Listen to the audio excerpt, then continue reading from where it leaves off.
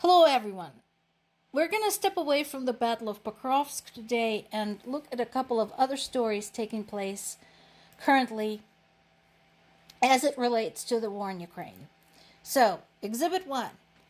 Viktor Orban, the autocratic leader of Hungary, is coming to the White House. And why? Because he wants to keep buying Russian oil.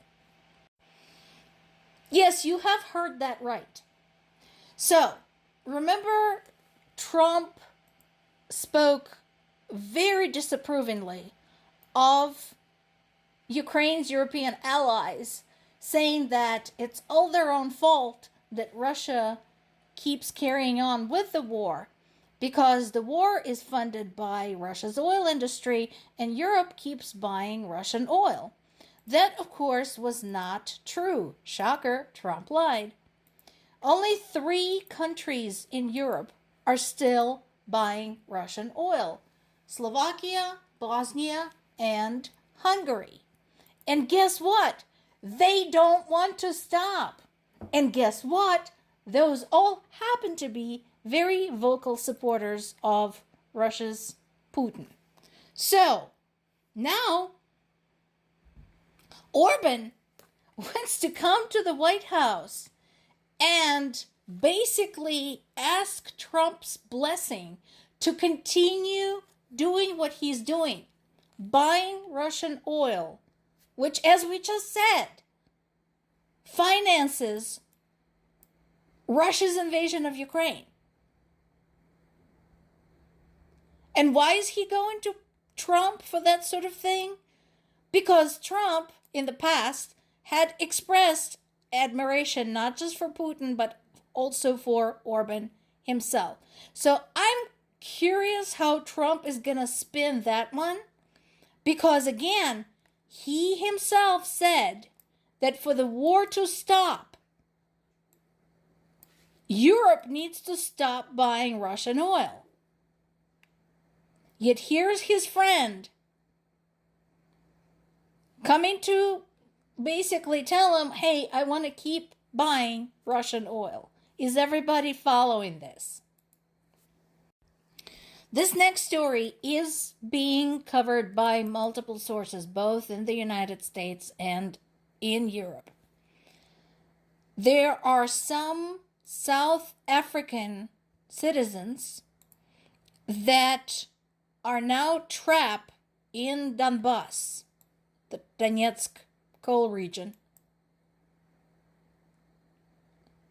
after joining Russian army. Apparently, South African government says it has received a distress call from 17 people who have joined the mercenary forces, basically signed themselves over to the Russian army in Russia's invasion of Ukraine. Now, South Africa's president said that he had ordered an investigation into the circumstances that led to the recruitment of these young men into these seemingly mercenary activities. You don't need an investigation. I mean, feel free to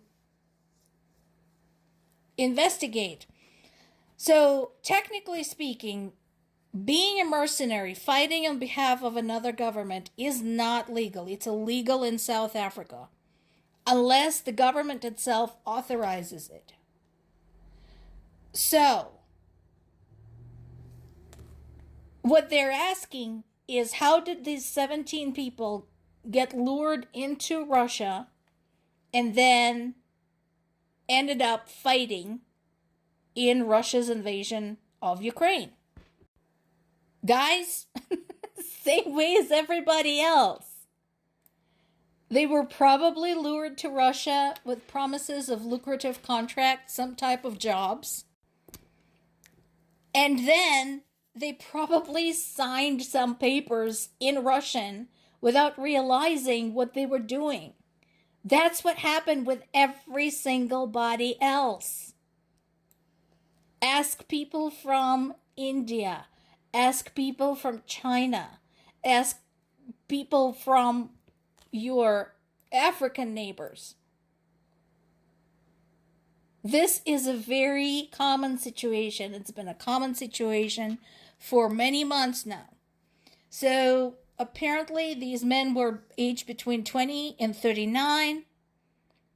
And where they're at, I don't know if there is any hope of getting them back. I mean, what are you going to do? Okay, so these guys weren't supposed to do this. They were not supposed to go and fight.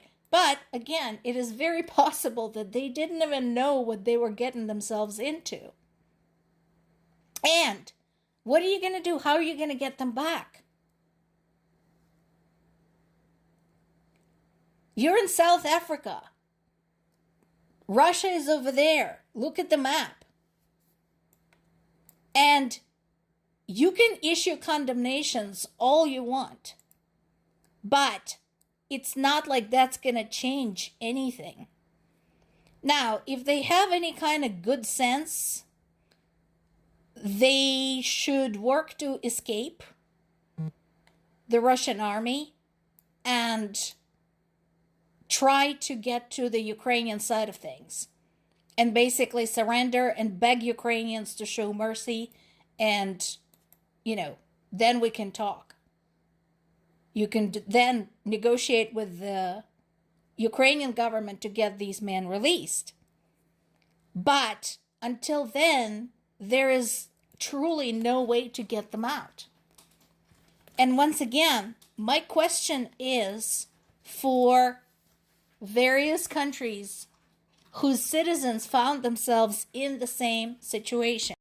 First of all, the governments should be asking themselves, how screwed up is your country if your people are going to look for employment in frickin' Russia? I mean, seriously, how messed up are you exactly? Second,